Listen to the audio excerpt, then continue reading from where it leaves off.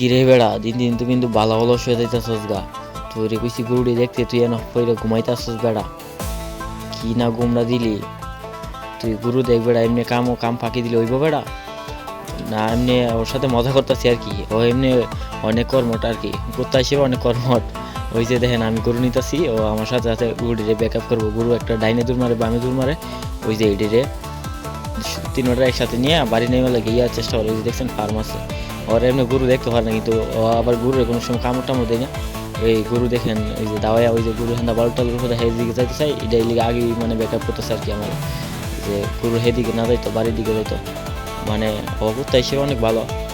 তো এটা থেকে যদি শিক্ষা পাওয়া যায় যে মানে মানুষটা অপকার করলে কিন্তু মানুষ মনে রাখে না। কিন্তু ওরা আমি ছোটো থেকে না মানে বেশি খাওয়াইছি না, মোটামুটি এই জোটা মোটা যা আছে খাবার পরে দিছি, মানে ও খাইছে। কিন্তু এখন মানে আমার পিছিয়ে পিছিয়ে সবসময় থাকে আর কি। গরু টরু এমনিও কাম টামের সময় সবসময় থাকে। তারপরে রাত্রেও মনে করেন চুর আয়ে না শীতের সময়, চুর টুর পাহারা দেয়। এই যে দেখেন ওই যে গরুটিকে আমার আগে একদম বাড়ির কাছে লেগে যেতেছে, আমার কাছে নিতেছে, যাতে গরু উল্টা পাল্টা এদিক সেদিক না যায়। এই জন্য আমার নিতেছে, আমার আগে দৌড়ে গেছে একদম। দেখ না আমারও নিব, এর কাম এইটা।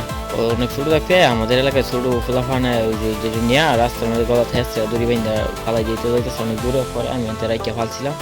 এখন মনে করেন ভালো বড় হইতে, এখন যে সারাদিন গরুর সাথে রাখছিলাম আর কি, ক্যারেটের মধ্যে রাখতাম গরুর সাথে। এখন গরুর সাথে গিয়ে মানে গরুর সাথেই থাকে, অন্য করতার মত না যে দৌড়ে দৌড়ে সবসময় গরুর সাথেই থাকে।